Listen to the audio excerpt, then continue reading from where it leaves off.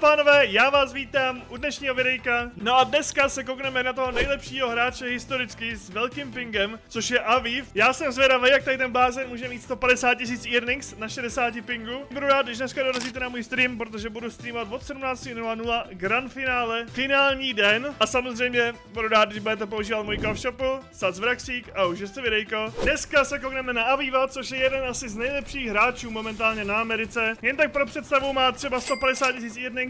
Včera dokonce v grand finále byli pátý, hraje s Bugou, pokud to nevíte, s Bugou a Frecem. Jeho trio je taky mega insane. Na tom hráčově je zajímavý to, že hraje na 60 pingu každou hru. Takže já si myslím, že dneska to hlavně bude o aimu. Nemyslím si, že Aviv bude nějak extra dobře stavět, jelikož má 70-60 ping.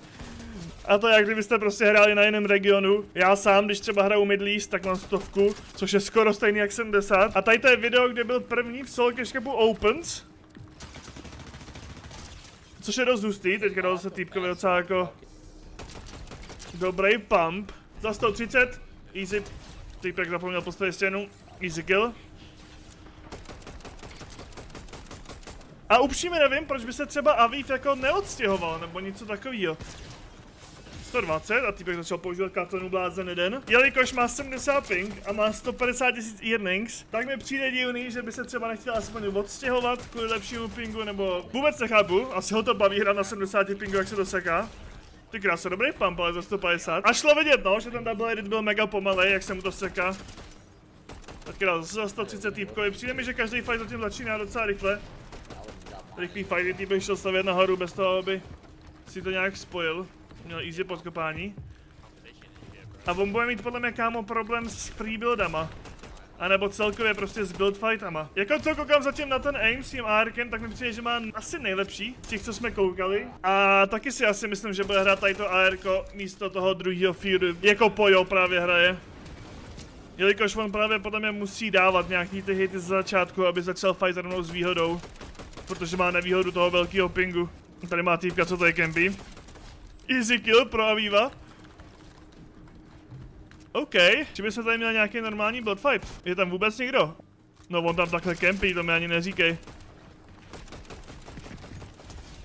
Ale skočil mu do boxu, ty krásy, já nevím. On bude mít problém asi se vším, ne? Snad on nemůže skočit do boxu, nemůže vzít stěnu jako první. Double edit. Sice takový trošku pomalejší. Mně přijde, že on jakoby nemůže udělat žádnou chybu v těch fightech. Protože když on jednou pokazí edit, tak mu to bude trvat strašně dlouho zase. Teďka dostal na 1 HP, protože chtěl dát Bloom fight. Už se mu nevyplatil, ale to je jedno, má hodně healu, takže má hnedka full. Tady to video teda není z replay, tady to je jeho normálně video, který má na YouTube, který budete mít v popisku. Nechtěl jsem to dávat z replay kvůli tomu, že má málo killový viny. Tady to je třeba 18 nebo 17 kilovka to bude. Portuje se na high, kde tady fightil týpka, vezme si možná ten loot. Yes, vzal si ten loot ještě. Si to pamatoval, že tam někoho fightil. Má 16 killů, že mu 2 lidi, což není jako asi špatná hra. Dokud dáte 20 killů první hru Solo Cash Cup, tak je to docela dobrý. Teďka jsem mu dvakrát nechtěl portnout portálem. Fortnite to trošku zabugoval.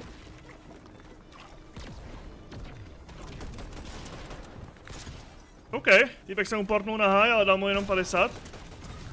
A easy kill. Vezme flopry, portuje se do zóny, má to 1v1, to bude 18 bomba. A taky jsem to hlavně nechtěl dávat z replay, protože v replay bychom neviděli, jak jakoby se mu to seká. Tam by možná ani nešlo poznat, že má 60 ping, ten blázen. Mě právě zajímalo, jak to jako hraje. Protože já upřímně bych nedokázal hrát na 60 pingu, já bych měl strašný nervy. Já bych měl hnedka po monitorech, kdybych musel hrát na 60 pingu. Ale tady ten hráč hraje už od začátku své kariéry na 60 pingu, takže...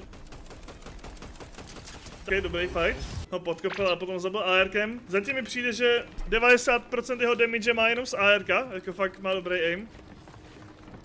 Teď tady build fighty, no, jde vidět, takže má docela problém. Dokonce utíká radši z toho fightu. On ještě když si dal chili splash. Chili splash ještě k tomu, to musí být paráda, no. Hrát na 60 pingu, když máte ještě chili splash. A editovat s tím. Za 100, týpek to nečekal, tam dropne a už se chtěl portovat, měl easy kill. Teďka tady bude mít proti sobě docela lepší hráče, protože vyhrál první hru, má 150 bodů, ještě půlka bodů k tomu, abyste se kvalifikovali do finále. Teďka škoda, že pomysloval to AR, měl docela easy kill, ale tady to dodělá, myslím si, že už ten už se nemůže odportovat, nemá nic. Snaží se healovat, má na něm stěnu. Mysnu, OK, stane se, ale myslím si, že to ukončí teďka už. Týpek to zrovna editnul, takže to stěna mělo low HP a skočil do boxu. Další fight začíná. Týpek má tacku, krásný fight. Jak mu to tam ukradl ty stěny? Možná beru zpátky, nemá tady asi ještě zatím nejlepší hráče, i když má docela dost bodů. A když koukám zatím na ty fighty, tak mi nepřijde, že by hrál nějak opatrně na to, že má takový ping. Prostě si furt věří, stejně jako jsme včera právě koukali na Peterbota, nebo na Poja, tak ty hráči si prostě věří, když se jim to seká, což je docela hustý. Teďka si tady počkal na portál, zabil toho týpka.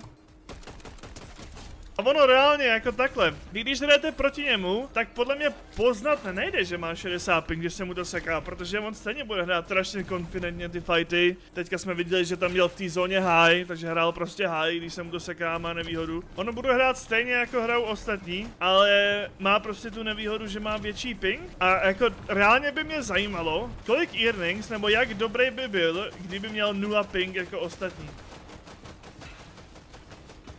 Tady vzal týpkovi stěnu, tam udělal akorát box. OK, to ještě vyžere ten loot, nespadlo to dolů, takže easy. 21 lidí žije, má 9 killů. Teďka se zrovna portnul do boxu a šel hnedka pryč, má tu minci dobrou, no. Ta mince je mega dobrá na tady ty late gamey, když je to takhle staklý. Tady může běhat, má docela i dost matra, nemusí vejstit až takový matro. Teďka celou tady movingu zrotateuje díky tomu, že má tu coinu. High asi tady tu hru hrát nebude. Má podle mě druhý nebo třetí nejvíc matra v tady tom lobby. OK, týpek si nevšímal, že dostává replays. Dal mu tam ride and peek a easy kill. 10 killů, 10 lidí. Šel tady pro loot, tady toho týpka ale nezabil. Mimaká tady slyšel asi, že se fightili, vzal flopra. A bere high, má 500 matra, jako... Za mě to nebyl vůbec špatný play, protože on má víc matra a ten týpek teďka bude chtít dropovat. Yes. Už chtěl jít dolů místo toho, aby ho šel fightit zpátky nahoru. Tady to se většinou dělá, no. Vy když takhle v lateu najdete strašně moc matra, což on našel s tím floperem tam za zónou, tak na 99% máte výhodu nad hájem, co je týče matra. A vy když mu ten háj jednou vezmete, jenom jednou, tak on vás nebude fightit zpátky a půjde radši dolů. Díky tomu máte easy top 2 a budete fightit 1v1 o win. Tam už potom záleží, kdo má jaký white healy. Teďka čekal, že tam typci vyfightili a má to 1v1, no. Teďka jak jsem říkal, tak bude záležet, kdo má kolik white healů. Zrovna ten týpek proti němu. OK, nevyhrál, no. Měl low HP, mohl ho zabít, kdyby nemyslel. Ale abych to dořekl, tak věděl, že ten týpek proti němu dal zrovna kill, což znamená, že má 75 white healů. A jako kdybyste to tak chtěli tipnout, tak asi logicky nějaký white heal ještě musel mít, takže nejspíš má full. On full neměl, on měl jenom 70, takže věděl, že to musí fightit, no. Což taky udělal, ale bohužel mysnul pumpu. Jinak by tu hru vyhrál.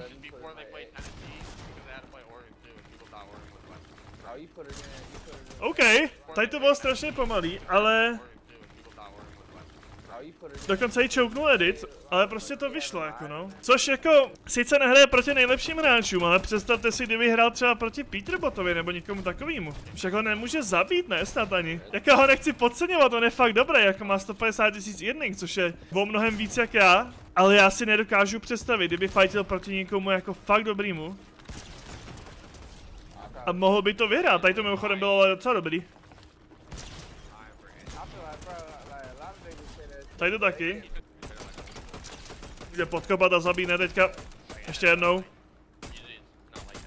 Nice, dal mu tam hlavu. Poslal mu ji tam nakonec.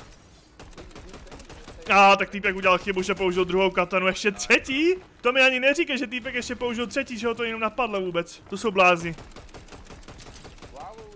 Jako ale upřímně přijde mi, že má zatím asi nejlepší aim z těch lidí, co jsme koukali. Teďka nevím, jestli to je fakt tím aimem, anebo jestli on se snaží víc jako hrát na to ARko, spíš na tu brokomici.